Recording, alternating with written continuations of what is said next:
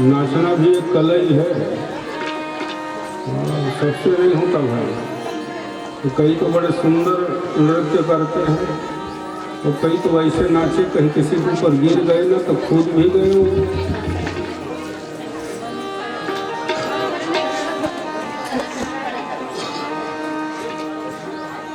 भगवान जी कैसे नाचते हैं। मेरा मच्छनम तव भजामि कुलेशलाल्य बाल्याति मोहन भुलानुज नृत्य नृत्य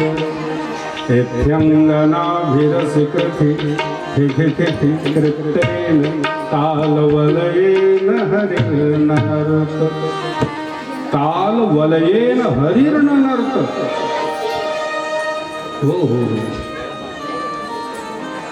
और तब ब्रजबालाएं क्या करती हैं, कन्हैया को ले जाती हैं। अरे हमें भी तो दिखा रहे थोड़ा नाच के।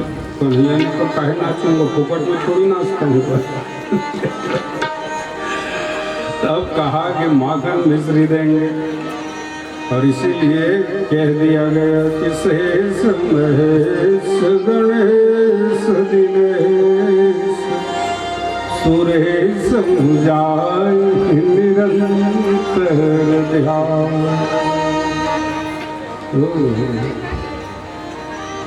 जाहि अनादि अनंत अखंड अखेद अभेद सुवेद बताओ। नारद से सुख व्यास रटे पचिहार तुम पुण्य पार न पाओ। ताही हीर की छोहरियाँ शशियाँ भरी छाछ पे नाच नचाओ। तो लोग कहने लग गए कि माखन मिश्री के लालच में नाचने लगे। अरे माखन मिश्री के लालच में नहीं भाई, माखन है क्या? बोले विमल विराग रूपी मक्खन है, और जिसके अंदर क्या आ जाए, वैराग्य आ जाए, वही नचा सकता है। नहीं, एक वैरागी ही नचा पाएगा और कोई नहीं। ये तो विरागी है, ये है गोपियां। आदत पड़ गई। एक दिन तो घरे में मटके में हाथ डाल के जैसे तैयार हुआ था, माँ पीछे चिल्लाई, क्यों रे क्या कर रहा है? अरे बोले कुछ नहीं, तो मटके में हाथ क्यों डाल के रखा है? अरे कहा भाई गर्मी का मौसम है और तूने हाथ में कंकड़ पहना के रखा है, गर्मी कारण गर्म हो गया था, ठंडा कर लूँ कह के डुबाया था। मेरे माखन में से थोड़ी मतलब। वैसे ही इनके बाल मित्र तन सुखा मन सुखा मधुमंगल श्रीदामा, और जो भगवान जी बाल मित्रों के साथ इनको आह्लादित करते हैं ना, तो एक दिन तनसुखा मनसुखा बांसुरी लिए हुए थे, और बांसुरी को जैसे ही देखा, ओहो मुझे भी दे दे भाई थोड़ी देर के लिए। बोले क्यों देंगे? जाना अपनी माँ से मांग लेना था। कन्हैया माँ के पास आ गया, कहा माई मुझे बांसुरी चाहिए। माँ ने कहा जरूर दिलाएंगे, परंतु बेटा सुन, ये गोकुल गांव है और मथुरा शहर है। बाबा जब जाएंगे ना मथुरा, तो तुम्हारे लिए हम सोने की बांसुरी बुलवाते हैं। कन्हैया बिगड़ गए, बड़ी आई सोने की बांसुरी दिलाने वाली। नहीं चाहिए हमको सोने की बांसुरी, बांस की बांसुरी चाहिए, पर अभी चाहिए। अरे ये तो बता बांसुरी लेके करेगा भी क्या रे भाई? बोले माँ अगर मुझे बांसुरी मिल गई ना, तो देख रही है यह कदम्ब का पेड़ अगर माँ होता यमुना तीरे, मेरे उस पर बैठत नैया बनता धीरे धीरे।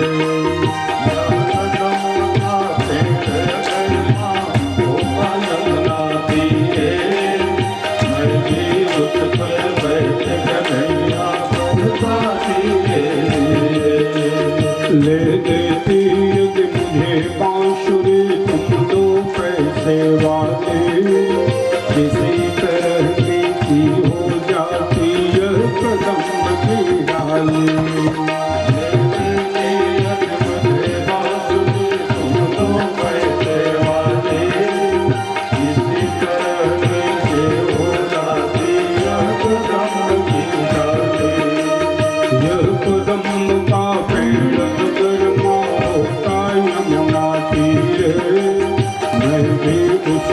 बैठत नहीं ना बनता धीरे धीरे यह कदम लगा पेड़ करमा होगा लगा धीरे मैं भी उस पर बैठत कन्हैया बनता धीरे कन्हैया रूठा हुआ है माँ मुझे बांसुरी चाहिए ब्राह्मण देवता ब्रह्मा जी के पास गए कि परात्पर पूर्ण ब्रह्म का हमें दर्शन करना है।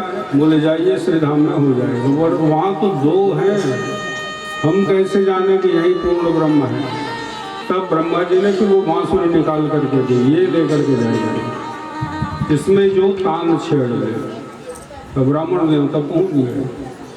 हमने संकेत किया ना, नंद और यशोदा की गृहस्थी में विप्र भक्ति है। आया तो पूजा करी और कहा महाराज चलिए प्रसाद तैयार है। कहा देवी हम गृहस्थियों के हाथ से भोजन नहीं पाते, महाराज सामग्री दे देती हूँ, भोजन तैयार कर लीजिए। सामग्री दे दी, भोजन तैयार किया और भोजन शुरू हुआ कि नहीं, हो गया। क्योंकि भाई मैंने कहा था खाना ना खाइए भोजन करिए। और भोजन करने से पहले हम आप क्या करते हैं, भगवान जी को भोग लगाते हैं। नाभ्यायासीदंतरिक्षमुं त्वदीयमस्तु गोविंद तुभ्यमेव समर्पये। हे भगवान आइए और पाइए। भगवान तो आते ही हैं और पाते हैं, क्योंकि भाववश्य भगवान। और ये सबको करना भी चाहिए सज्जन। अन्न दोष से बचने के लिए ये जरूरी है। भगवान को निवेदन करिए कि हे भगवान आप ही अन्न है, आप ही अन्नाद हैं, आपने ही अन्न को बनाया है और आपके द्वारा दिया हुआ अन्न आप ही को भोग लगा करके हम प्रसाद स्वरूप इसे ग्रहण कर रहे हैं। इससे अन्न दोष से बचिएगा।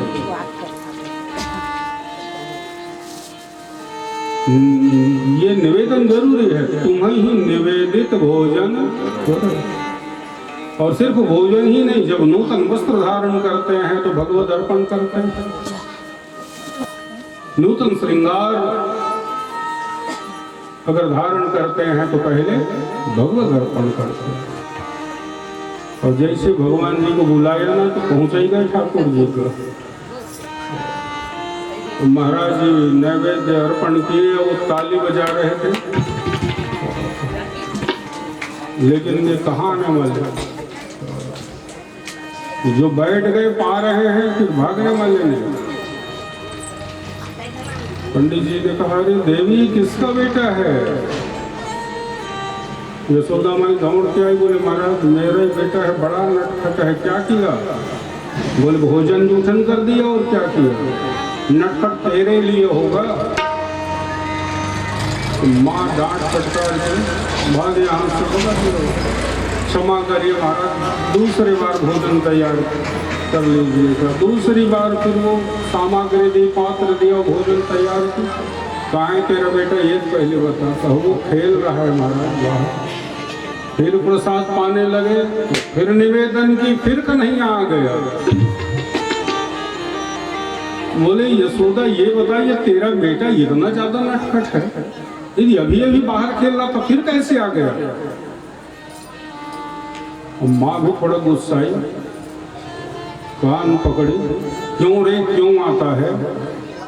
कन्हैया ने सुंदर कहा कि माई मैं ऐसे थोड़ी आता हूँ, पंडित बुलाता है तब आता हूँ।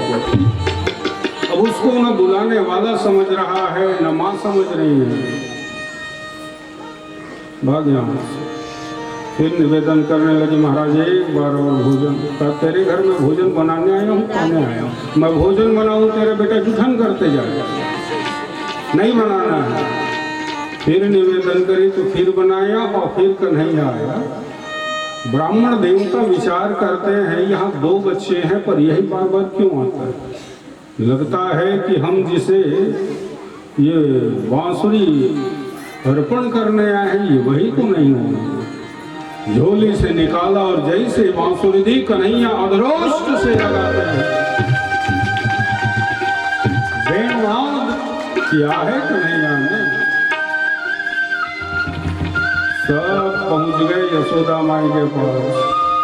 बोले माई ये वेणुनाद किसने की? मेरे लाल ने। कन्हैया बांसुरी बजा रहा है। बांसुरी बजाए आज रंग से मुरारी, बांसुरी बजाए आज रंग से मुरारी, बांसुरी बजाए आज रंग से मुरारी, बांसुरी बजाए आज रंग से मुरारी। शिव समाधि भूल गयो ऋषि मुनि किनारे, शिव समाधि भूल गयो ऋषि मुनि किनारे, शिव समाधि भूल गयो ऋषि मुनि किनारे, शिव समाधि भूल गयो ऋषि मुनि किनारे। वेद पढ़त ब्रह्म भोले और भूले ब्रह्मचारी, वेद पढ़त ब्रह्म भोले और भूले ब्रह्मचारी, वेद पढ़त ब्रह्म भोले और भूले ब्रह्मचारी, वेद पढ़त ब्रह्म भोले और भोले ब्रह्मचारी। बांसुरी बजाई आज रंग से मुरारी, बांसुरी बजाई आज रंग से मुरारी, बांसुरी बजाई आज रंग से मुरारी। वेणु लीला। भगवान जी गोप ग्वाल के साथ खेल रहे हैं कदम वृक्ष के नीचे, माँ के पास सिखाया। लाला मिट्टी खा रहा है। भगवान जी ने रज ग्रहण किया और वो भी भारत भूमि। माँ के पास शिकायत, माँ पहुंच गई लपटी लेकर, क्यों रही कन्हैया तूने मिट्टी खाई है? क्या कहेगा? हाँ कि ना? ना भैया मैंने मिट्टी नहीं खाई। किसने कहा कि मैंने मिट्टी खाई? बोले सब गोप ग्वाल कह रहे हैं। कन्हैया ने सुंदर उत्तर दिया, ना हम भगसित महानंब। और कन्हैया ने क्या कह दिया? सर्वे मिथ्याभिशंसिना। ये सारे लोग क्या हैं? झूठे हैं। अच्छा, ये सारे लोग झूठे हैं? बोले हाँ मैया सारे लोग झूठे हैं। और माँ को मौका मिल गया क्योंकि वो जितने थे ना उसमें दाऊ भैया भी थे। क्यों रे तेरा बड़ा भाई भी झूठा है? बस माँ का इतना कहते कि दाऊ भैया को मौका मिल गया और दाऊ भैया ने हाँ कैसा किया? वैसा करके दाऊ भैया दिखा रहे हैं, कुमार अग्रजोपेयम, मैं तेरा बड़ा भाई हूँ, मुझे झूठा कहा मारूंगा फिर मैं। इसीलिए बड़ा बन के आए। लखनलाल भैया ने कहा बार बार रोकते टोकते हो, इस बार बड़ा बन के जाऊंगा। रोकना टोकना ठीक नहीं। कन्हैया ने कहा दाऊ भैया कैसे झूठा कहूं मैं? माँ से ही कहा कि भाई सुन, अगर सत्य जानना चाहती है ना तो मुंह खुलवा लेना, उसमें क्या है। यदि सत्य गृहतस्य तो समक्षम पश्य में मुखम। अरे मेरा मुख सामने है, मुंह खुलवा ले और देख लेना। खोल मुख, और जैसे मुख खुलवाई ज्योतिषक्रम जलम तेजम, संपूर्ण ब्रह्मांड का दर्शन कराया भगवान स्वरूप भगवान की जय। माँ ने क्या देखा? संपूर्ण ब्रह्मांड को। वहां देख रही है भारत भूमि को, और भारत भूमि में देखा ब्रज भूमि को, और ब्रज भूमि में क्या देखा? बोले एक यशोदा अपने लाल को डांट रही है। सोचने लगे कि यशोदा मैं हूं कि यशोदा ये है, और अगर ये यशोदा है तो मैं कौन हूं, और मैं यशोदा तो ये कौन है मेरे लाल को डांटने वाले। तब पता चला कि यशोदा तो मैं ही हूँ। पता चला कि जिसे मैंने पुत्र माना वो जगत पिता है। हाथ जोड़नी माने स्तुति करीन है जाय भय जगत पिता को मैं सुख जाना, जगत पिता का मैं सुख जाना। भगवान जी ने कहा ये क्या कर रही है? ऐसे में कैसे बनेगा भाई? माँ हाथ जोड़ के खड़ी हो जाएगी तो। भगवान ने जैसे ही ब्रह्मलोक क्या दर्शन नहीं कराया, और ये सौभाग्य अगर किसी को सुलभ हुआ तो माँ कौशल्या, माँ यशोदा को। एक दिन भगवान जी क्या कर रहे थे? स्तनपान। माँ के पयोधर को पकड़े हुए थे, स्तनपान कर रहे थे। और बताया गया स्तनपान करते जैसे देखते हैं ना बच्चों को, स्तनपान करते हुए वो माँ के स्तन को कभी काट देता है। कन्हैया ने भी माँ के स्तन को काट ली, और काटी तो माँ ने चपत लगाया, और चपत लगाया तो मुंह खुल गया। और मुंह खुला तो क्या देखा? कन्हैया के मुख में ब्रह्मलोक का दर्शन किया। बोले स्वरूप भगवान की। यह अद्भुत सौभाग्य दर्शन जो है माँ कर रही है। मित्र है बाल मित्र। कन्हैया ने देखा सब यहाँ का दूध बाहर जा रहा है, तो फिर कन्हैया ने चोरी करी। तब तो फिर प्रसिद्ध चोर बना दिया। सुंदर कहा कि व्रजे प्रसिद्धम गमदेक चौरम गोपांगणाल सदुकूल चौर। प्रसिद्ध चोर समझ रहे हैं? Most wanted. और शिकायत भी माँ के पास संभाल के रख बैठे थे।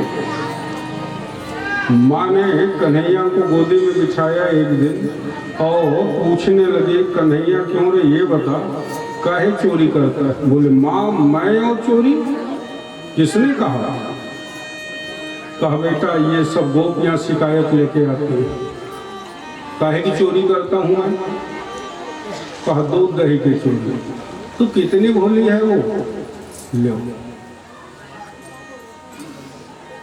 भाई ये बता हमारे घर में कितनी गैया है?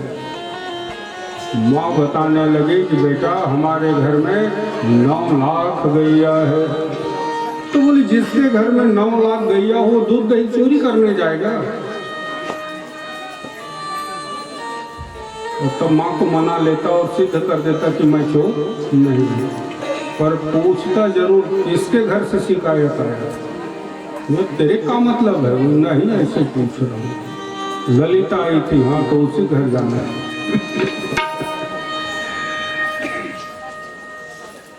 भगवान श्री सुखदेव जी महाराज ने सुंदर संकेत दी कार्तिक मास की घटना।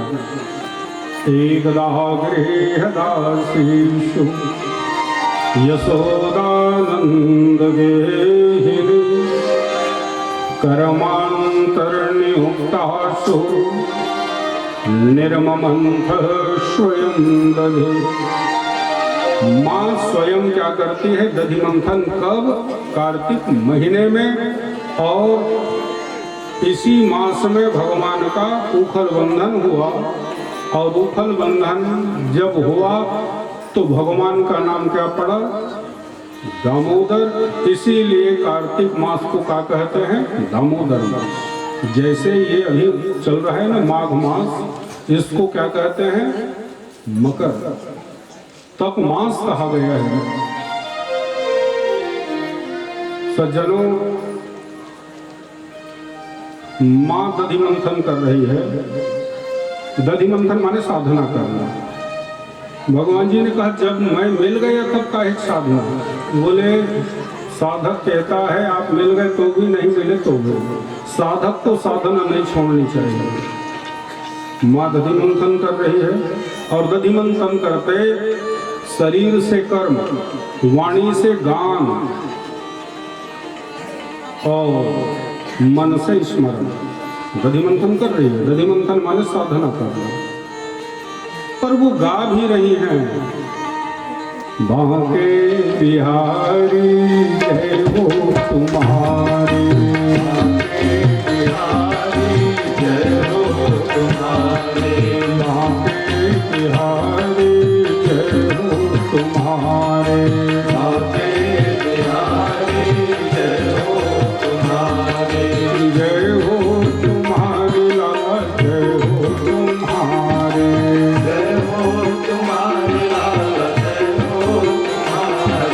जय हो तुम्हारी प्रभु जय हो तुम्हारे, जय हो तुम्हारी प्रभु जय हो तुम्हारे, बांके बिहारी जय हो तुम्हारे, बांके बिहारी जय हो तुम्हारे, बांके बिहारी जय हो तुम्हारे, बांके बिहारी जय हो तुम्हारे।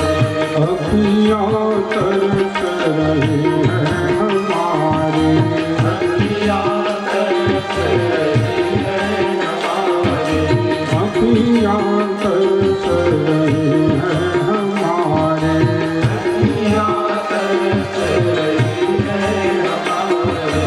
अब तो दर्शन दे गिरधारी, अब तो दर्शन दे गिरधारी, अब तो दर्शन दे बनवारी, अब तो दर्शन दे बनवारी, बांके बिहारी जय हो तुम्हारे, बांके बिहारी जय हो तुम्हारे।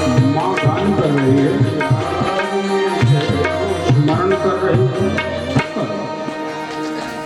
परंतु दधि मंथन कर रही थी। आवाज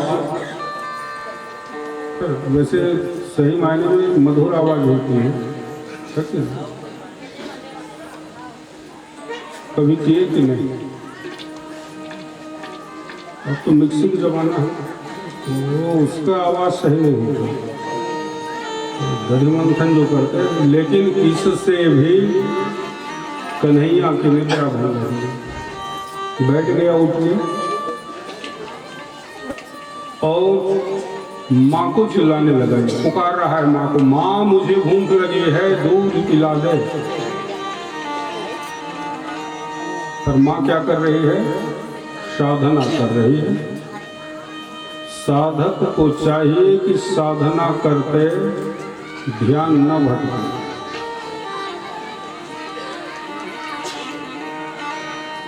यहाँ तो कथा सुनते ध्यान भटकता है। कन्हैया चिल्ला रहा है, माँ नहीं सुन रही है, नहीं सुन रही, तो फिर वो बैठ गया पलंग में, आंख मींजने लग गए, आंख में लगी काजल कपोल में चढ़ गए, बाल बिखर गए, फिर भी माँ ने नहीं सुना। तब कन्हैया स्वयं गया। आसाद्य मदनंतिम जननीम हरे, हरि शब्द का प्रयोग हुआ है यहाँ। हरि माने सगुण ब्रह्म। हमने संकेत किया था कि ब्रह्म के दो स्वरूप हैं, निर्गुण और सगुण। निर्गुण ब्रह्म के जो उपासक हैं उनको आत्मबल के माध्यम से, ज्ञान बल के माध्यम से, कर्म बल के माध्यम से आवरण भंग करना पड़ता है, तब निर्गुण ब्रह्म स्वीकार करें। लेकिन सगुण ब्रह्म की विशेषता क्या है? वो चल करके स्वयं अपने भक्तों तक पहुंचते हैं। श्रुतियों ने भी प्रतिपादन किया। जय ब्रह्म यजमद्वैत अनुभव गम्य मन पर ध्यावहि, ते कहूँ सुनऊ नाथ सगुण जस नित गावहि। सगुण जस नित गावहि। अरे भाई, जिसने पर्वत पहाड़ अनंत कोटि ब्रह्मांड को बनाया, हम आप सबको बनाया, उसमें ज्ञान शक्ति, क्रिया शक्ति, इच्छा शक्ति होगी कि नहीं? सगुण ब्रह्म बन करके आ गए और देखा मां सुन नहीं रही है, स्वयं जाते हैं और स्वयं जब जाते हैं तो मां के आंचल को पकड़ लिया, फिर भी मां को किंचित ख्याल नहीं। तब क्या किया?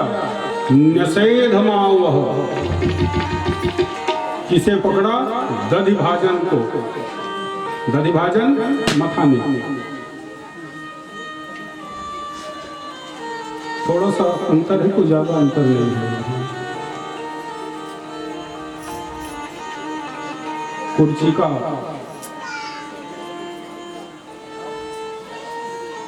कुर्चिका करोड़ समझते,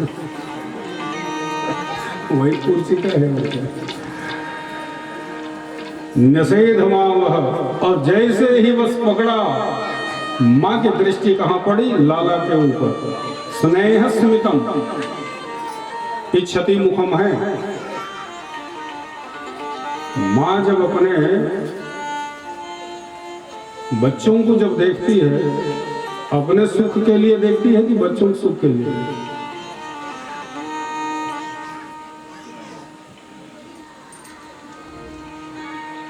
चलो विचार करिए, फिर बताइए। स्नेह स्मितम। अच्छा, मां को अब भी ख्याल नहीं, भगवान को भूख लगी। भगवान क्या बन गए? भोक्ता। भूख लगी है, काम आ गया। मां को ख्याल नहीं, लेकिन मां के हृदय का दूध छलक रहा है कि जितना जल्दी हो सके हम कन्हैया के मुख में, अर्थात प्रभु के मुख में जाएं और धन्य हो जाएं। मां को ख्याल नहीं, लेकिन मां के हृदय का दूध छलक रहा है। कन्हैया ने कहा कि मां मुझे भूख लगी है, दूध पिला दे। बिठाया। मां जब दूध पिलाने लगी और मां के हृदय क्षेत्र का दूध जब कन्हैया के मुख में गया ना, ओह धन्य हो गए। लेकिन यहाँ दूसरा दूध चीड़ रहा है। यह दो दूध की कथा है सज्जनों। एक दूध है मां के हृदय का और दूसरा दूध है पद्मगंधा गैया का। नंद बाबा दोहन करके लाए हैं और उसे अग्नि में रखा। ये आज खौल गया। मां के हृदय के दूध को तो देखो, कहा ये कैसा सौभाग्यशाली है कि ये भगवान के मुख में समाता है और हम यहाँ आग में खौल रहे हैं। अरे ऐसा तो होता कि हम भी कभी मुख में गए होते भगवान के, और खौला तो इतना खौल गया कि मटके से बाहर हो गया। और मटके से बाहर हुआ ना, आग में गिरा तो सुगंध मां के नाक तक। ओह ये पद्मगंधा गैया का दूध है, दुर्लभ दूध है ये तो। अच्छा, कन्हैया भी तृप्त हुआ नहीं है। माँ बिठा दी, बैठ मैं आ रही हूँ, और चली गई कहाँ? वो दूध देखने।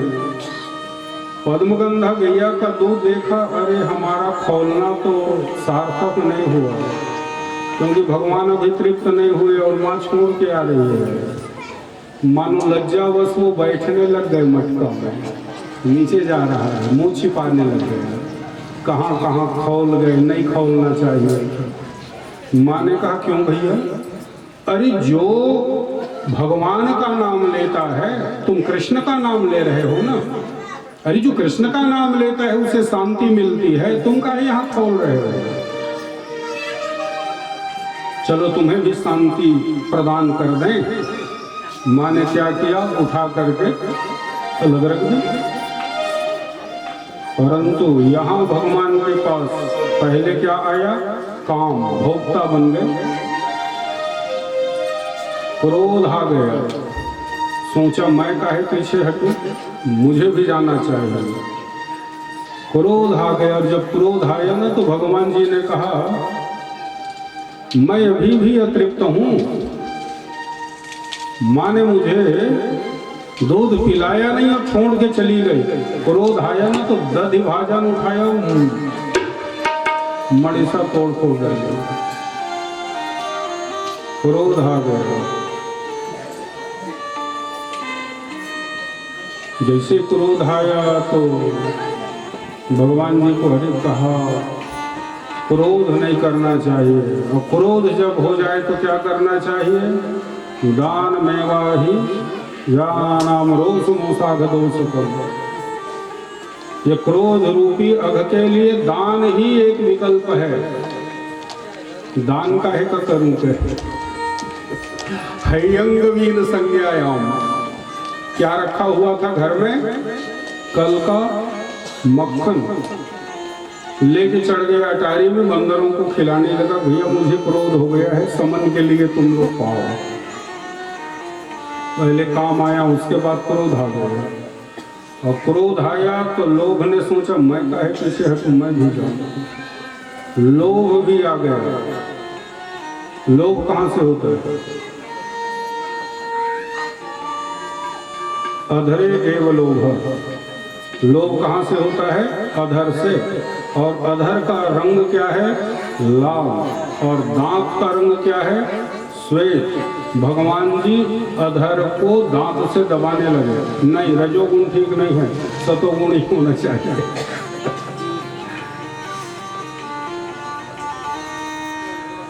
माँ इतने में वापस आई, देखा दधि भाजन टूटा फूटा हुआ है। समझने में देर न लगी कि ये काम इसी का है। राजमहल छान मारी, मिला नहीं, अटारी में चढ़ गई। तो ये तो सशंकित भाव में था, देख रहा था कहीं माँ ना आ जाए। और जैसे ही माँ को देखा ये दौड़ा और माँ को भी दौड़ाई। और जैसे माँ सामने आई, मृषासुरु झूठी आंसू बहाने लग गए ताकि डांट न पड़े। लेकिन माँ ने कहा आज छोड़ूंगी नहीं कन्हैया।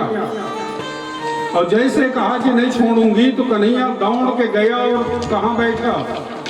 उलू खरांगेरु परिवेष्टितम। किसके ऊपर बैठा? उखल के ऊपर। तब तो माँ और नाराज हो गई। कन्हैया माँ सब सशक्ति है, लेकिन खल संगति न सही है। खल की संगति हम नहीं सहेंगे। कन्हैया ने कहा माँ जब बेटे का ख्याल ना रखे तो बेटा खल की ही संगति करेगा ना। ये तो तुम्हें दूध पिलाना चाहिए था, मैं ये क्यों करता? उलू खरांगेरु परिवेष्टितम। बैठा, माँ नाराज हो गई, बोले तू भी खल है और ये उखल भी क्या है? खल है। खड़े हो जाओ। खड़े कराया, हाथ पीछे। अब हाथ पीछे करें, रस्सी लिया और बांधने लगी माँ। परंतु जब माँ बांधने लगी ना तो न्यूनम तदपि द्वयंगुल्यम, रस्सी 2 अंगुल कम होता है। फिर रस्सी लाती है, फिर बांधती है, फिर 2 अंगुल कम हो जाता है। ये 2 अंगुल कम क्यों हुआ? संतों ने खूब व्याख्या करी है इस पर। भगवान जी कहते हैं कि ना हम बद्ध हैं और ना हम मुक्त हैं, जिनकी रही भावना जैसी। किसी ने कहा कि भगवान जी को 2 वृक्षों का उद्धार करना था, और जब वात्सल्यता के कारण भगवान बंध गए तो भगवान जी का नाम क्या हुआ? दामोदर। बोलिए दामोदर नारायण भगवान की जय। बांध दी और कह जाए कन्हैया चले तो गया दूसरे आंगन में। परंतु वहां जब गया क्या देखा? एक यमलार्जुन का वृक्ष है। यमलार्जुन का वृक्ष एक है, परंतु दो भाग में क्या है, विभक्त है। यमल माने उर्वरक। अर्जुन समझते हैं, नहीं समझते?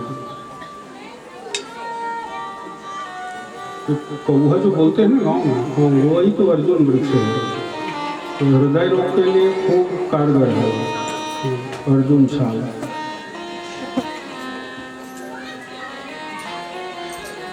कई प्रकार से औषधियां हमारे सामने हैं, पर हम पुनर्नमो समझते हैं। कोई भाजी सब लोग जानते होंगे, तो वही पुनर्नमो है। और गांव में देखिए वो खेतों में जो एक कांटेदार ऐसा पौधा होता है इतना बड़ा, जिसको मूंगफला कहते हैं। मूंगफला तो सब लोग समझते ही होंगे, एक ताल मखाम है यही है। जब सूख जाए तो देखिए अंदर से ना जैसे अलसी का बीज होता है वैसे होता है। ये औषधियां हैं। वृक्ष एक है, विभक्त है दो भाग में। भगवान जी पार हो गए, मूसल टेक दिया, ताकत लगाया, वृक्ष गिरा लेकिन आवाज नहीं। दो पुरुष आते हैं वहां से। ये कौन थे? नलकुबर और मणिगिरी उठे सज्जनों, यक्ष कुबेर के पुत्र थे। इनको प्रमादता छा गई थी ना, हमारे पास बहुत रुपया है। धन का प्रमाद हुआ, नारद ऋषि ने श्राप दिया था, जाओ वृक्ष हो जाओ। आज ये भगवान जी से निवेदन करने लग गए कि वाणी गुणानुकथन श्रवणं कथाया हस्तौ जकर्म समनस्तव पादयोर्णः। भगवान वाणी से आपकी गुणानुवाद करें, इन कानों से हम कथा श्रवण पान करें, हाथ से सत्कर्म हो और मन सदैव आपके पादारविंद में लगा रहे। मुक्त हो गई है। बाद वृक्ष गिरने की आवाज सुनाई दी, बाबा दौड़ पड़े और नंद बाबा ने क्या देखा? उखल बंधन हुआ है। कन्हैया ये उखल बंधन किसने की? कहा बाबा माँ ने, बांधने वाली माँ है, छुड़ाने वाले बाबा है। लेकिन बाबा ने कहा कि अब इस गांव में नहीं रहेंगे, हमको ग्राम आवास कुलहीन सेवा कुभोजनम क्रोधम केशभार्य, नहीं रहना है अब इस गांव में का। और कहाँ आ गए बाबा? ब्रह्म पर्वत में चंद्राकार बस्ती बसाई नंदगांव। क्षेत्र के 12 नाम हैं, भांडेरवन, वृंदावन आदि। और जब यहाँ आते हैं तो भगवान क्या करते हैं? गैया चराते हैं। श्रीधाम वृंदावन में भगवान गैया चराते हैं। और गैया चराने जब गए तो माँ ने क्या किया? पहले पगड़ी बांध दी। पहले तो यही होता था ना, पगड़ी बांध के ओ लाल रसाल रसाल के पल्लव नीरज मोर के पंख लगाए सो पहिरे पट पीत के ऊपर लाल हिये वन मान सुहाए। पगड़ी और उसके बाद फिर लाल रसाल, रसाल आम, आम पत्ती को लगाया। तो भाई आम पत्ती क्यों लगा रही है? आप लोग जब कलश तैयार करते हो काहे पत्ती लगाते हो? आम की पत्ती, जाम का क्यों नहीं लगाते? कोई पूछ दे कि आम पत्ती ही क्यों लगाते हो तो क्या उत्तर है? इसलिए कि आम का नाम क्या है? अच्युत। और भगवान श्री कृष्ण का नाम भी क्या है? अच्युत। और अच्युत माने क्या होता है? जिनका कभी विनाश न हो। इसीलिए आम की पत्ती। फिर माँ ने क्या लगाया? नीरज मोर के पंख लगा, मोर पंख लगाया। रसखान कवि को सुनिए। याल कुटी रुका मरिया पर राजत पुर कोत गिरा। आठ से दिनों निधि को नंद की गाय चराय विशाल।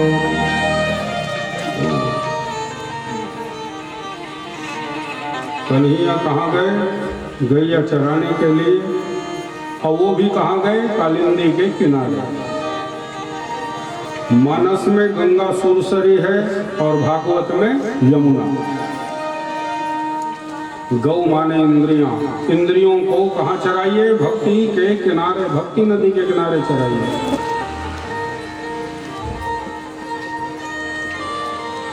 सुरसरी के किनारे। तब वहां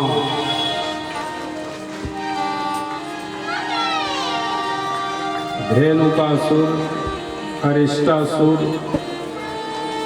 बकासुर, अघासुर,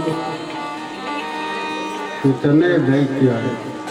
भगवान ने सबको मुक्त किया। बैठे गोगोवाल जय जयकार कर रहे थे भगवान जी। कदम वृक्ष के नीचे की बात है। अघासुर मारा गया, जय जयकार कर रहे थे। और ये जय जयकार सुनाई दी किसे? रासेश्वरी राधिका रानी को। राम का नाम हम सब लेते हैं, राम का नाम सुनते हैं। कृष्ण का नाम लेते हैं, कृष्ण नाम सुनते हैं। लेकिन जब राधिका रानी कृष्ण नाम सुनती है ना, तब क्या होता है? व्रीडाम विलोडयति लुंचति धैर्य मार्य भेतिं भिनन्ति परिलुम्पति चेत्तवृत्तिं नामैव यस्य कलितं श्रवणोपकण्ठे दृष्टः स किं न कुरुतां सखिमद्विधानम्। ये किसकी जयकारा हो रही है? बोले कृष्ण की। बोले कृष्ण नाम मैं सुनती हूँ कि बड़े बड़ों का भय समाप्त हो जाता है, मेरी चित्त वृत्ति भंग हो जाती है। सिर्फ नाम सुनने से। किसी दिन देख लिया तब क्या होगा? चंद्रावली ने कहा किसी दिन क्यों, सुबह से शीघ्रम। अभी चलिए, राधिका रानी आ रही है मिलने के लिए। तो सब लोग जय जयकार कर रहे थे, तो ध्यान तो इधर ही था। लेकिन भगवान जी की दृष्टि पड़ गई। अरे रुको भैया, वो तो देखो कौन आ रही है। मीठे रस से राधा रानी राधे, रानी राधे, करो करो जमुना नीरो पानी राधे, करो करो काली की सेवा करते हैं। मीठे रस से भरो राधा राधे राधे,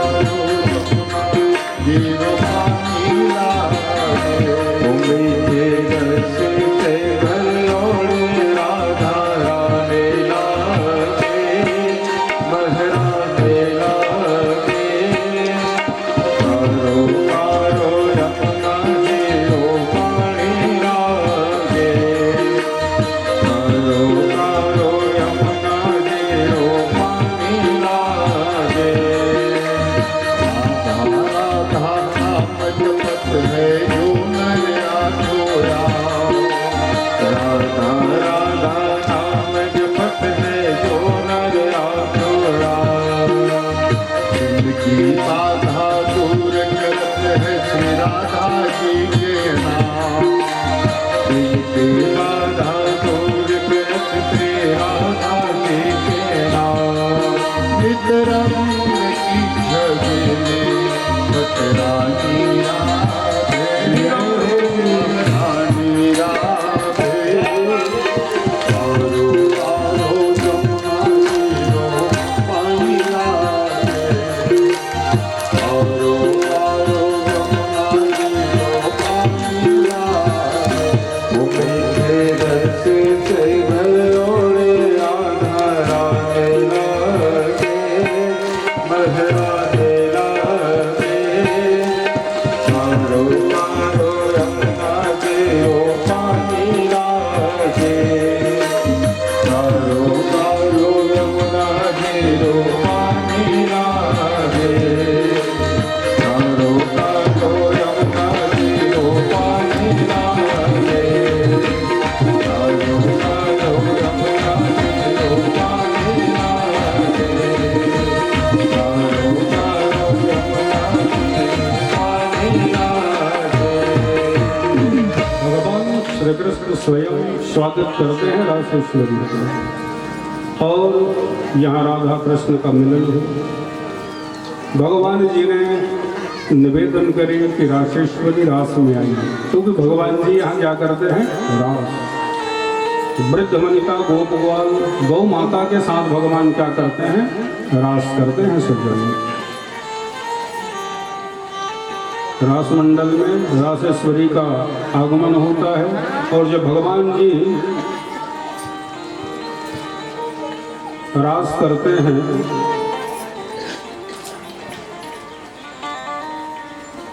तब इंद्र अमृत की वर्षा करते हैं, और जब इंद्र अमृत की वर्षा करते हैं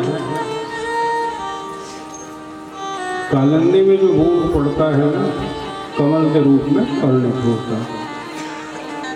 भगवान जी रास भी कर रहे हैं, गैया भी चरा रहे हैं। गैया चराते मध्याह्न बेला में भगवान वेणुनाद करते हैं, और जो वेणुनाद करते हैं गोपगोपाल गौ माता को भी ये मालूम होता है कि अब ये क्या करने वाले हैं, प्रसाद पाने वाले हैं। सब एक जगह विराजते हैं, और भगवान श्री कृष्ण के लिए यशोदा माई जो व्यंजन देती हैं, कन्हैया को कहा यह सब बांटते, तुम क्या लेके आए। तो वो जो सूखी रोटी लेके जाते थे ना, कन्हैया बड़े प्रेम से ग्रहण करता। तो तब बच्चों ने कहा अपनी अपनी मां से, बोले अभी सूखी रोटी नहीं चलेगी। क्यों?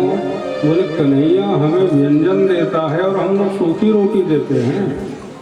यद्यपि ये सूखी रोटी में भी प्रेम रस छिपा हुआ है, लेकिन तब बच्चे भी व्यंजन तैयार करा के मां से ले जाने लगे। एक दिन एक ग्वाला ले गया दही बड़ा,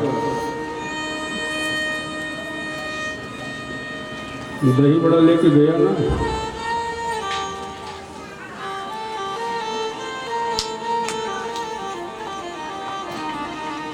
मटका रख दी सामने,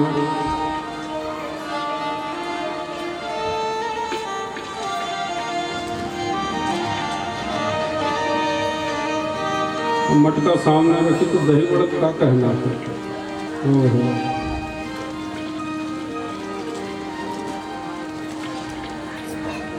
एक राजा था,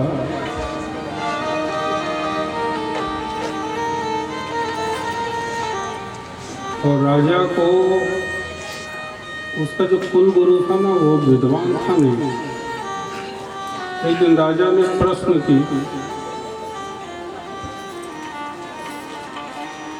कि गुरुदेव ये शुक्लांबरधरम देवम शशिवर्णम चतुर्भुजम प्रसन्न वदनम ध्यायेत् सर्व विघ्नोपशान्तये। शुक्लांबरधरम देवम, इसका तात्पर्य क्या होता है, इसका मतलब क्या होता है? गुरु जी ने कहा इसका मतलब दही बड़ा होता है। वो तो कहा कि मैं विद्वान हूँ, ने पूछ दिया, कह दिया, पर अब ये छोड़ देना चाहिए, कहा चले गया कहे।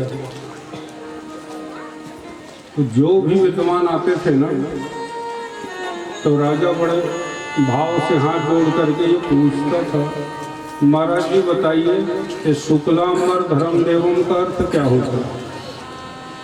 तो बताने लगे भगवान विष्णु।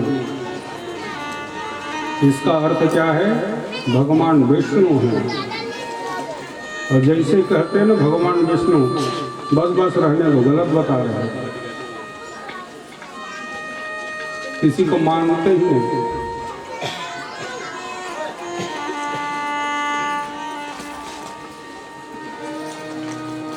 एक बार एक महात्मा घूमते आए उसी राजा के नगर में,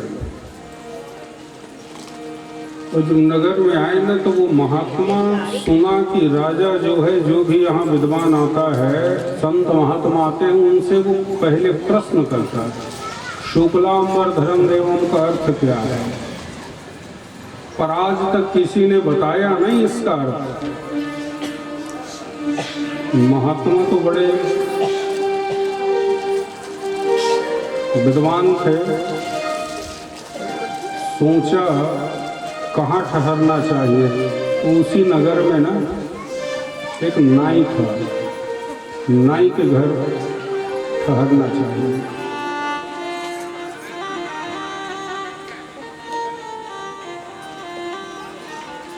नाई के घर ठहर गया।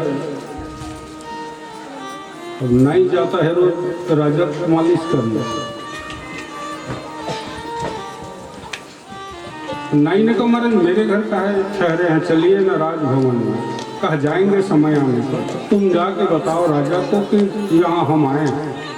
पर नाई ने कहा अरे पूछो मत, कहो तो किसी को राजभवन में स्थान नहीं देते, मगर जो आते हैं पूछते हैं शुक्लांबर धर्म देवम का अर्थ क्या है। आज तक किसी ने बता ही नहीं पाया, जो उनके गुरु जी बताएं। कहा एक काम करना, मालिश करता थोड़ा राजा से पूछना कि राजा ने शुक्लांबर धर्म का अर्थ क्या होता है। ये तो बन जाएगा मेरे से। नहीं आया, बढ़िया मालिश करते, तो राजा आराम फरमा रहे थे और चुपके से पूछ बैठा, ये आप सबसे पूछते हैं राजन, शुक्लांबर धर्म देवम, तो कोई बता नहीं पाता इसका अर्थ क्या है। अरे इसका अर्थ दही बड़ा होता है, पर किसी को बताना मत, नहीं बताऊंगा। अब नाई पहुंच गए, महात्मा से कहा इसका अर्थ दही बड़ा होता है महाराज। बस काम बन गया था। अब जाके बताना। महात्मा जी आए, जाके नाई दूसरे दिन बताया, बोले हमारे यहाँ एक महात्मा आए हैं महाराज, राजा वो आपसे मिलना चाहते। बोले हम किसी महात्मा से नहीं मिलना है, कोई विद्वान से नहीं मिलना, ये सब पढ़े लिखे नहीं है। बोली पर मिल तो लीजिए, मिलने में क्या है। चल ठीक है, बोला। बुलाया, महात्मा जी आए। और जैसे आए ना तक हमारा पहले प्रश्नों का उत्तर दीजिए, उसके बाद ही बैठिए आप, नहीं तो जाइए यहाँ से। बोलिए राजन क्या जानना चाहता है। बोले शुक्लांबर धर्म देवम का अर्थ क्या होता है। बोले दही बड़ा। ओहो, तो खूब विद्वान ठहरे महाराज, आइए कब से ढूंढ रहे थे आपको, ये विद्वान है। रख लिया उनसे। अब रख लिया, जब 6 महीना रह गए ना, तो राजा ने कहा हमको कुछ सिखाइए महाराज। तो बोले तुम पहले हमसे व्याकरण सीखोगा, पहले व्याकरण सिखाएंगे तुमको। अब वो व्याकरण सिखाने लग गए। ऐ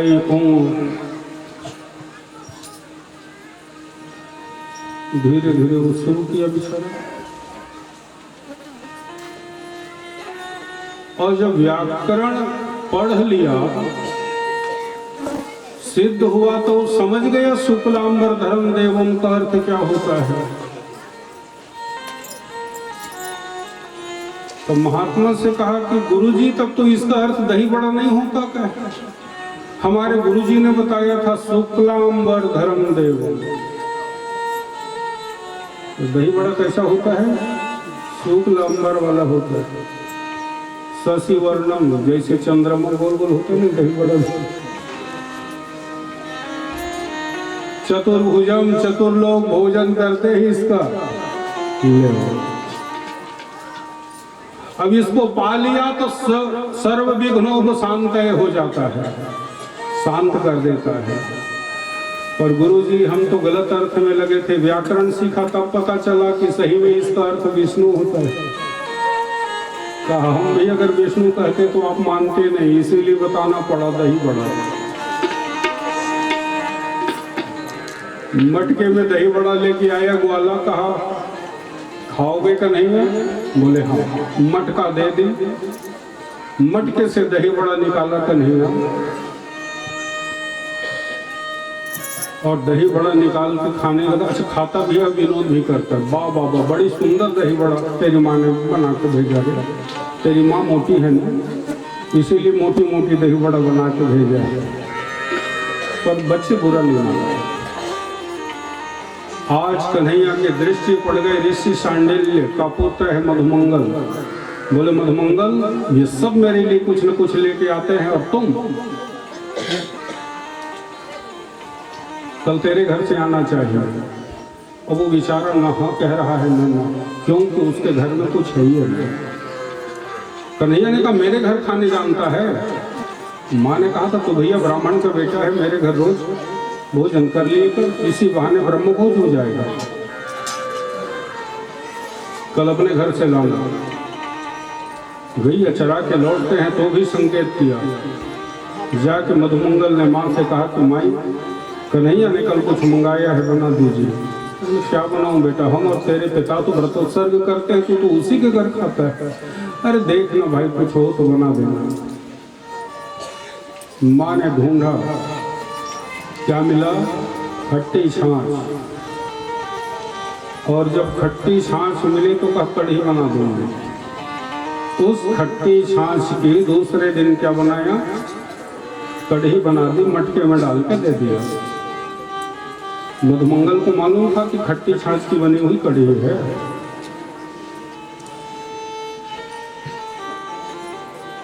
लेके तो गए। मध्यान्ह बेला में जब वेणुनाथ सुनाई दी तो सभी जगह आ गए। और जैसे ही सभा करके बैठते हैं कदम वृक्ष के नीचे, आज मधुमंगल दूर बैठा है। तो मालूम था ये मेरे से ही पहले पूछे। कन्हैया की दृष्टि पड़ गई। बोले मधुमंगल, क्या लाया है मेरे लिए? कहते देर थी मधुमंगल, मटका उठाया और कढ़ी खुद ही पी गई। खट्टी छाछ की कढ़ी क्या भगवान जी को पिलाऊंगा। और जैसे ही कढ़ी खुद पी गया ना, तो कन्हैया ने देखा रे ये कढ़ी तो मेरे लिए लाया था, ये खुद ही पी गया। दौड़ते हैं मेरे प्रभु और मधुमंगल के मुंह को चाटने लग गए। ब्राह्मण का बेटा है भैया, ला तेरे मुंह चाट लूं, मेरी बुद्धि सुधर जाएगी। और सज्जनों, तब की घटना थी। ब्रह्मा जी दर्शन के लिए आए थे। जिस ब्रह्म के दर्शन के लिए ब्रह्मा जी आए थे, क्या देख रहे हैं कि वह ब्रह्म दूसरे का मुंह चाट रहा है।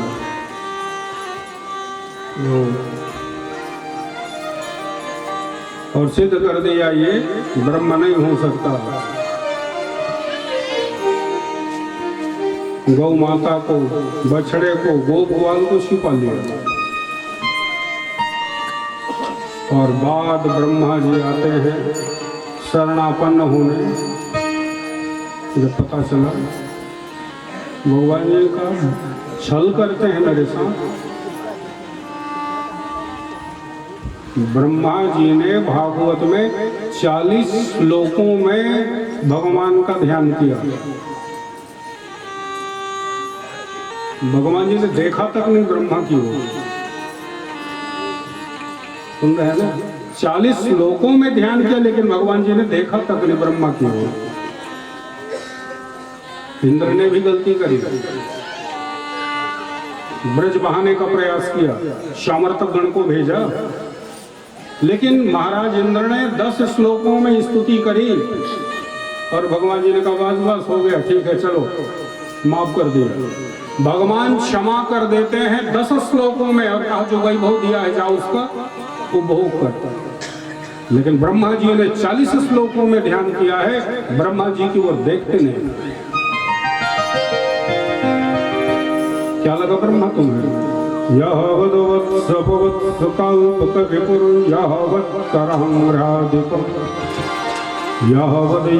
विषाण वेणुदलस्य यावद्विभूषाम्बरम् यावदशीलगुणाभिधाकृतिवयो यावद्विहारादिकम् सर्वं विष्णुमयं गिरङ्गवदज सर्वस्वरूपो बभूव।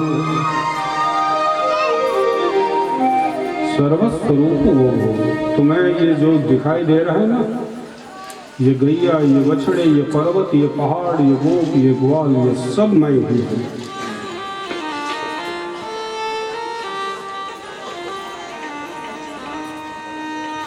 ब्रह्मा जी ने ध्यान किया, उच्चे मणं गर्भगतस्य पादयो किं कल्पते मातुर्धोक्षजागृषे किमस्ति नास्ति व्यपदेशभूषितं तवास्ति कोक्षे यदह्यनन्तः न मिड्यते भ्रवभुषे दडिदम्बराय गुञ्जावदंसपरिवीक्षगसन्मुखाय वर्णस्रजैककवलवेत्रविषाणवेण लक्ष्मीश्रिये मृदुपदे पशुपांगजा। भगवान जी ने जब देखा नहीं ना, तो 3 प्रदक्षिणा किया। प्रदक्षिणा कितनी करनी चाहिए? 4 प्रदक्षिणा। सबके लिए अलग अलग प्रदक्षिणा है। विष्णु की प्रदक्षिणा कितने बार, सूर्य की प्रदक्षिणा कितने बार, दुर्गा की प्रदक्षिणा कितने बार, गणेश की प्रदक्षिणा कितने बार।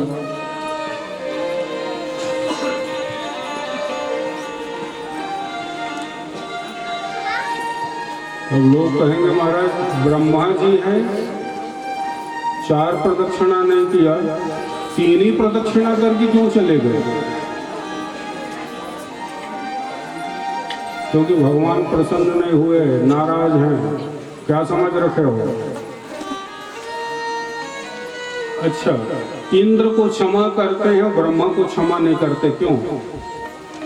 ब्रह्मा जी के सामने इंद्र की पदवी कितनी है? इंद्र की पदवी इतनी सी है, ब्रह्मा जी के एक दिन में न जाने कितने इंद्र निकल जाते हैं। भला बताइए,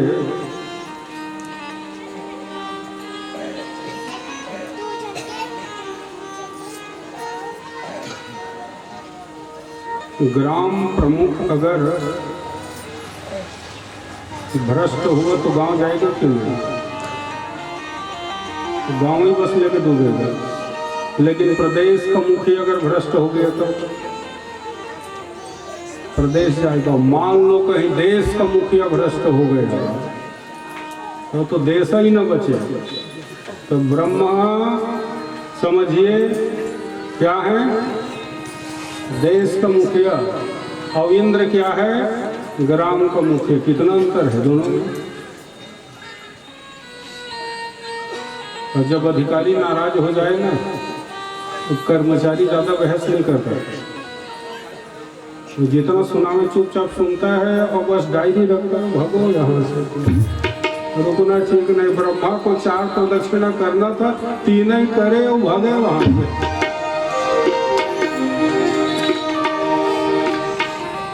भगवान जी क्या कर रहे हैं? गैया चरा रहे थे, दैत्य लोग आ रहे हैं, भगवान जी धन्य कर रहे हैं। तो यही कंस ने क्या किया? खबर भिजवाई कि नंद का छोरा छोटा वाला हमारे लिए 1.25 लाख कमल दल भेजिए। और भगवान आज गैया चराने कहाँ आ गए? कालीदाह, कालिंदी के किनारे तो आते ही हैं, कालीदाह को आ गए। बोले चलो दोनों काम कर लें। ये कालिया क्यों यहाँ रह रहा है? गरुड़ का भय था। और जहाँ रह रहा है वो सौहरी ऋषि का आश्रम था पहले। गरुड़ को श्राप लगा हुआ था और गरुड़ और सर्प में, गरुड़ की माँ का नाम विनीता है और सर्पों की माँ का नाम कद्रू है। दोनों में सापत्य भाव। गरुड़ से झगड़ा किया और आ गया यहाँ और मान बैठा मैं अजर अमर हो गया। इसके विष का प्रभाव ऐसा था डूबी भी न जाऊंगा। मान बैठा मैं अजर अमर हो गया। भगवान जी आज पहुंच गए गेंद खेलने। गैया चराते हुए गेंद खेलने लग गए और गेंद यमुना में भगवान जी को कहाँ जाना पड़ा? कालिंदी। ओ परिकर कसते हैं और चले गए। जब वहां गए तो क्या देखा? नागराज विश्राम कर रहा है और नागिनियां सेवा में संलग्न है। नागिनियों ने देखा, कुछ नागिनियां पहुंच गई भगवान जी के पास। कौन दिशा से आयो रे बाल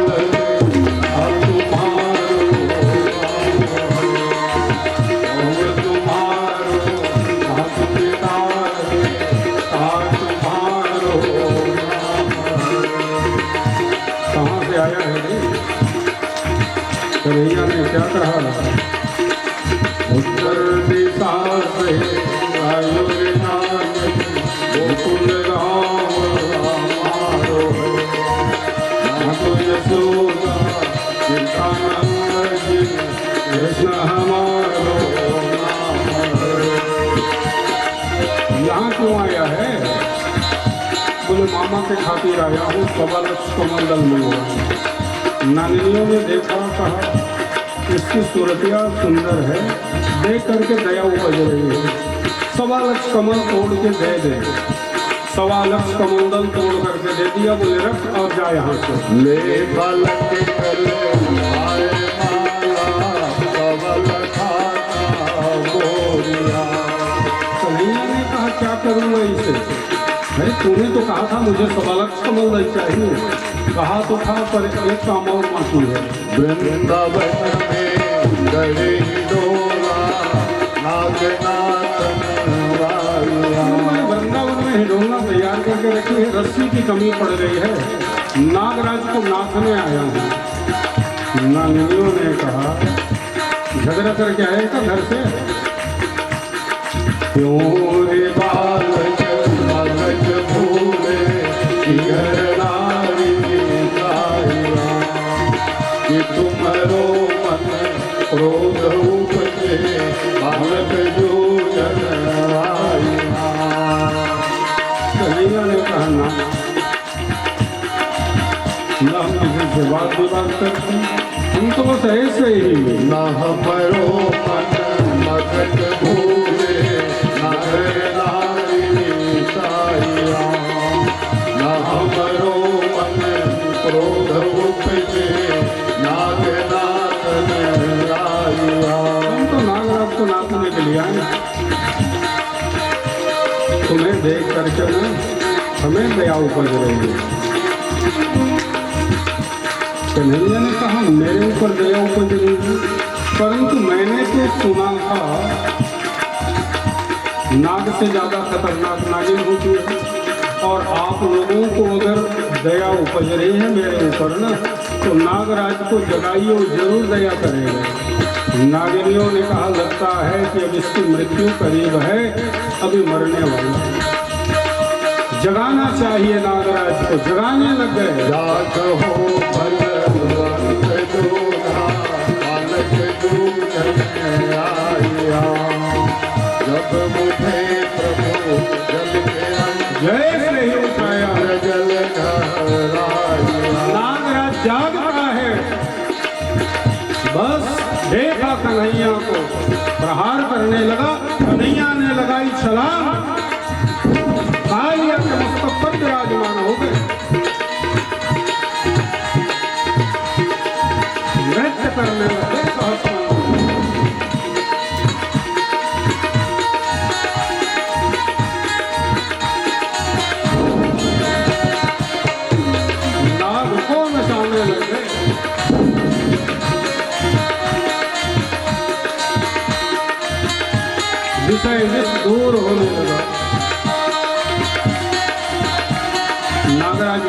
कर रहा है, सबको मैंने नचाया, ये मुझे नचा रहा है। छोटा सा बालक कौन हो सकता है?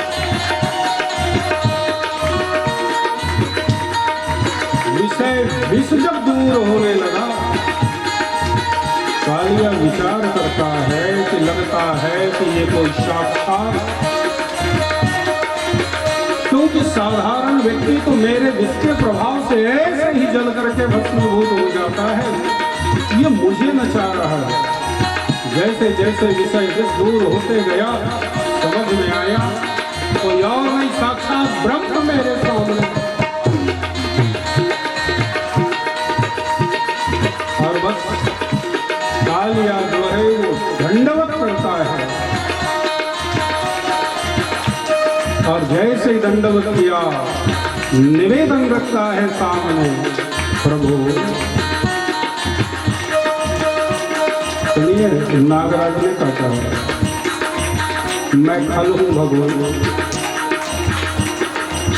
वयम खला सहोत्पत्त्य तामसः दुर्गमन्यवः स्वभावो दुस्त्यजो नाथ। कालिया क्या कह रहा है? नाथ।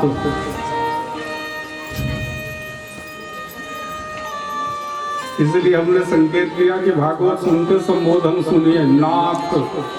नाथ समझ रहे हैं? अनाथों के जो क्या हो। अच्छा, बैल के नाक में कोई एक रस्सी लगा रहता है, उसको नाथ ही बोलते हैं। और बिना नाथे तो गाड़ी में फिर उसको का दशा होगी, न नाथ है, पता नहीं कहाँ ले जाएगा गाड़ी को। नाथ दिया और एक रस्सी गाड़ी वाले के हाथ में होता है, वो चाहे जिधर इधर उधर घुमाएगा। नाथ, पावर ऑफ कंट्रोल, समझ रहे हैं? हे नाथ, वयम खला सहोत्पत्त्य तामसा दुर्गमन्यवः। दीर्घ काल से मेरी बुद्धि तामसी हो गई है, स्वभाव बदल गया। वो तो किसी से मिलिए पता चल जाएगा किस गुण का संचार इसके अंदर है, राजसी है कि सात्विकी है कि तामसी है। अच्छा ही किए भगवान आके जगाया। भगवान जी ने कहा हमारा काम है जगाना। अब देखें ये कि कौन कब जागता है। कोई तो बाल्यकाल में जाग जाते हैं, जैसे ध्रुव और प्रहलाद। कालिया युवावस्था में और आत्मदेव ब्राह्मण वृद्धावस्था में, और कोई तो जीवन भर ही नहीं जागता। एक संत जी एक घर में भिक्षान्न लेने आया करते थे, और जैसे आए तो अलग जगह है वो दिमागा भिक्षाम दे। तो घर की बहुरानी जाती थी अन्न लेकर के और बाबा की झोली में डाल दिया। कई बार आए बाबा, आज फिर आ गए, फिर से अलग जगह है भोति माता भिक्षाम दे। बहुरानी समझ गई कि संत जी आए हैं। अन्न लेकर के वो गई, बाबा की झोली में डाल दिया। आज बाबा पूछ रहे हैं, बिटिया ये तो बता तेरी आयु कितनी होगी। बहुरानी ने कहा महाराज मेरी उम्र 12 वर्ष। कितने साल की है? 12 साल की। अच्छा, और आपके पतिदेव जी भगवान कहे वो भी 6 साल के हैं महाराज, और सासू माँ कहे वो भी 3 साल की है। और ससुर जी का उनका तो जन्म ही नहीं हुआ है। ठीक ठीक, वो बाबा तो चले, लेकिन ससुर जी बैठे सुन रहे थे। तो जैसे बहुरानी लौटने लगी ना तो ससुर जी ने बुलाया, इधर आओ। जी पिताजी, बिगड़ गए ससुर जी को। पिताजी कहती हो, तुम्हें लज्जा आती है कि नहीं? कहती अभी तुम्हें पूछा गया कितने बरिस की हो तो तूने बताया 12 बरिस की। पतिदेव जी भगवान को पूछा तो बताया 6 बरिस की। सासू माँ को पूछा तो बताया 3 बरिस की। और जब हमें पूछा गया तो कह दिया जन्म ही नहीं हुआ। जीते जी मान डाली हमें। बोले पिताजी आप समझ नहीं पा रहे हैं। बोले और क्या समझना है ये तो बता। बोले उन्होंने इस उम्र को नहीं पूछा, उन्हें इस उम्र से क्या मतलब, उन्होंने तो साधना की आयु पूछी। हमें साधना करते कितने बरिस हुए? 12 बरिस। इसलिए हमने अपनी आयु कितनी बताई? 12 साल।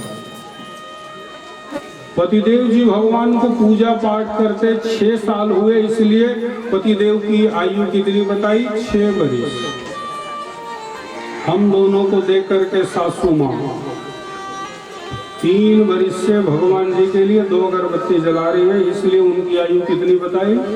3 बरिस। और पिताजी आपको तो भगवान जी के लिए 2 अगरबत्ती भी नहीं जलाना, इसलिए कह दिया जन्म ही नहीं।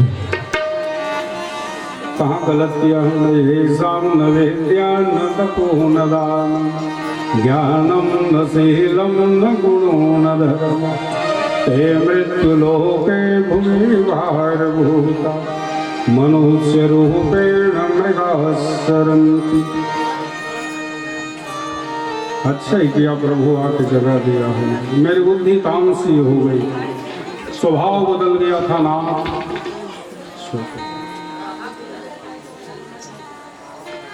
अब पूजा करेंगे। सुन रहे हैं? जब विषय विष दूर हो जाता है तो मन कहाँ लगता है? पूजा में। मन लगता है कथा में। तो कैसे 4 घंटे बैठ के सुनते? हमें सुनते नहीं बनते। जो सुन लेते हैं उसका भी कारण है, और जो नहीं सुन पाते बेचारे हैं। और क्या बेचारे कहें?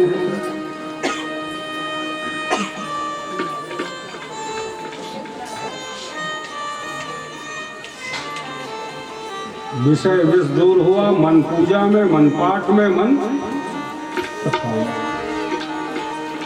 पूजा करेंगे। कर लो। कालिया परिवार जनों के सहित भगवान जी की पूजा करें। और पूजा करके कहा भगवान आदेश। बोले आदेश तो यही है, यहाँ रहो मत। ये भक्ति नदी है, वहां तुम ब्याल बैठे हो, लोग डरते हैं यहाँ आने से। कहाँ जाऊं? बोले रमणीक द्वीप। लोग पूछते महाराज ये रमणीक द्वीप क्या है? बोले जहाँ जीव रमा हुआ है, मैं हर मोर तोड़ते मैं, यही तो रमणीक द्वीप है। भगवान ने कहा तो भगवान मैं जाने को तो चले जाऊंगा, परंतु गरुड़ का भय रहेगा। इसलिए भगवान ने पदचिन्ह छोड़े, गरुड़ तुम्हें सताएगा नहीं। विदा की भगवान आए, सबसे मिलते हैं। नंद यशोदा भी आ गए थे। रात्रि विश्राम हुआ, धुंध का सुर आया। भगवान जी ने इसे भी मुक्त की, शांत किया। और दूसरे दिन 1.25 लाख कमल दल भिजवाई कहा? मथुरा। कंस ने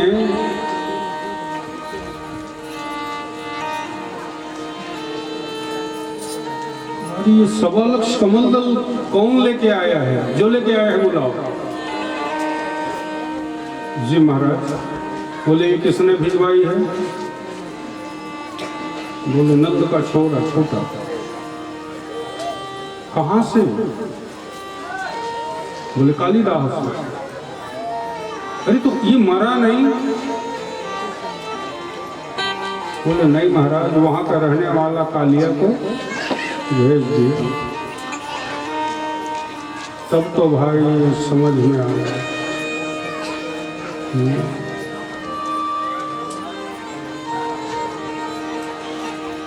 किसी के लिए इशारा काफी होता है।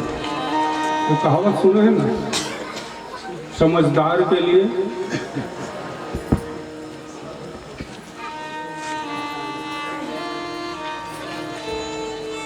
एक की नई नई ब्याह हो गई, ससुराल गई बेचारी। तो ससुराल से जब आई ना, तो घर वाले पूछते हैं कि कैसे हैं ससुराल वाले। तो बिटिया बताने लगी कि बोले हमारे ससुर जी तो बस पिता तुल्य हैं, जैसे आपको ना लाड प्यार करते वैसे वो भी करते हैं। और सासू माँ बोले वो तो माँ जैसे ही है। देवर तो भाई जैसा है और ननद जो है वो बहन जैसी है।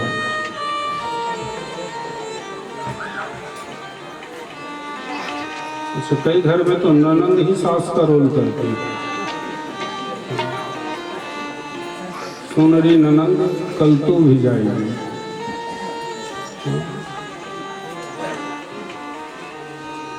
बोले नंदरानी जो है वो तो बोले बिल्कुल बहना जैसे है। और पतिदेव जी भगवान तो हमारे बहुत समझदार हैं। घर वालों को संतुष्टि हुआ, बढ़िया घर मिला। 15 दिन बाद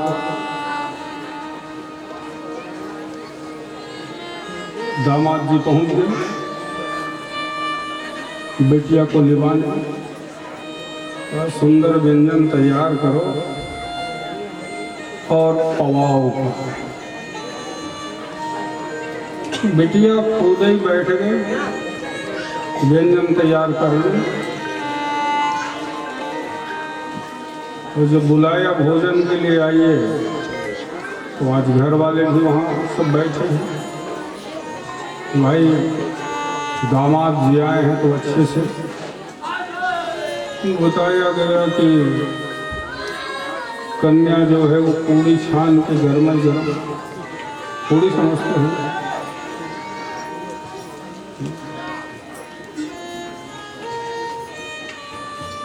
पहले तो सुहारी बनता था, सुहारी समझते हैं।